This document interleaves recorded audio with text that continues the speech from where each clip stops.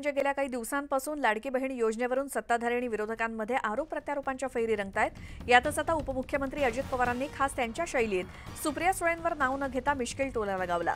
माझी एक बहीण माझ्यापासून लांब गेली आहे, आमच्यात अंतर पडलंय म्हणून बाकीच्या बहिणींना जवळ करण्याचा प्रयत्न सुरू आहे, असा मिश्किल टोला अजित पवारांनी लगावला। न्यूज 18 लोकमतला दिलेल्या एक्सक्लुझिव्ह मुलाखतीत अजित पवार बोलत होते। बहिणींना तुम्ही भेटताय, प्रत्येकाशी संवाद साधण्याचा प्रयत्न करताय, हा योजनेचा परिणाम आहे की तुमच्यात झालेला बदल आहे? माझ्यात झालेला बदल वगैरे काही नाही। मला जे योग्य वाटतं ते काम मी करत असतो। थोडीशी माझी एक बहीण माझ्यापासून थोडी लांब गेलेली आहे, आमच्यात अंतर पडलेले म्हणून बाकीच्या बहिणींना जवळ करण्याचा माझा प्रयत्न चाललेला आहे।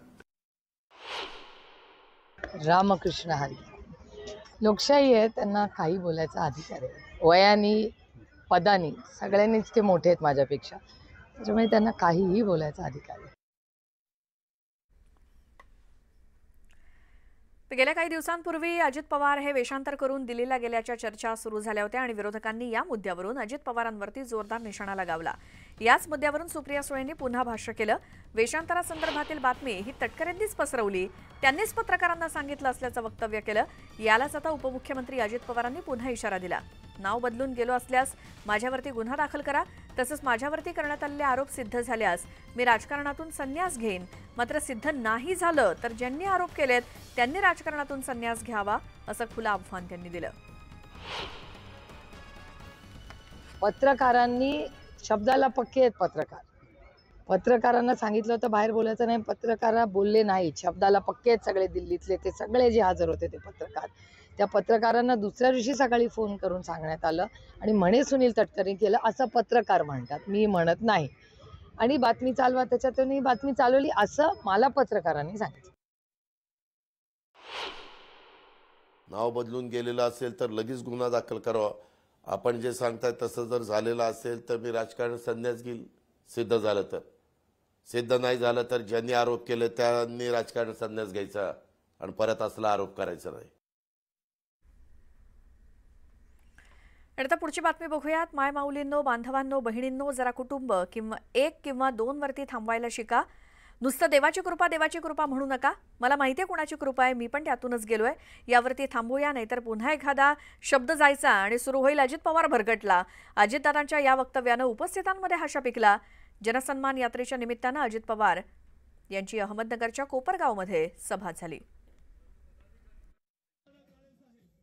हे सगळं करत असताना माय माऊलींनो, बांधवांनो, बहिणींनो, जरा कुटुंब एक किंवा दोन वरच थांबायला शिका। फार फापट पसारा वाढू नका, नाहीतर देवाची कृपा, देवाची कृपा, देवाची कृपा, देवाची कृपा। मला माहित नाही कुणाची कृपा आहे ती, अरे मी पण त्याच्यातनच गेलोय। जाऊ द्या, त्याच्यातनं आणखीन काहीतरी शब्द जायचा की पुन्हा अजित पवार भरकटला। तर सांगलीमध्ये आज ओबीसी समाजाच्या वतीनं महाएल्गार मेळावा आयोजित करण्यात आलाय। मंत्री छगन भुजबळ यांच्या प्रमुख उपस्थितीमध्ये हा मेळावा पार पडणार असून विजय वडेट्टीवार, पंकजा मुंडे, गोपीचंद पडळकर, शब्बीर अन्सारी यांच्यासह ओबीसी समाजातले प्रमुख नेते उपस्थित असणार आहेत। सांगलीतल्या तरुण भारत स्टेडियममध्ये हा मेळावा पार पडेल। कोणत्याही परिस्थितीत मराठा समाजाला ओबीसींना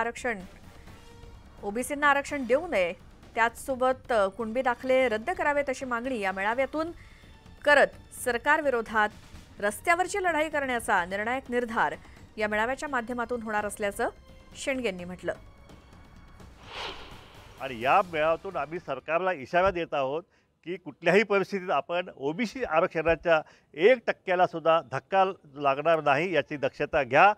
जर तुम्ही नाही घेतली किंवा जरांगेच्या दडपणाबळी पडून जर तुम्ही सगळे सोयीचं जी आर काढा, सरसकट मराठ्यांना कुणबी दाखले द्या, हे सगळं जर तुम्ही करत बसाल तर या सरकारचं या निवडणुकीमध्ये काही खरं नाही। त्यांना घरचा रस्ता दाखवण्याची तयारीसुद्धा जी आहे ती ओबीसी समाज सगळ्या महाराष्ट्रातून जी आहे केल्याशिवाय स्वस्थ बसणार नाही।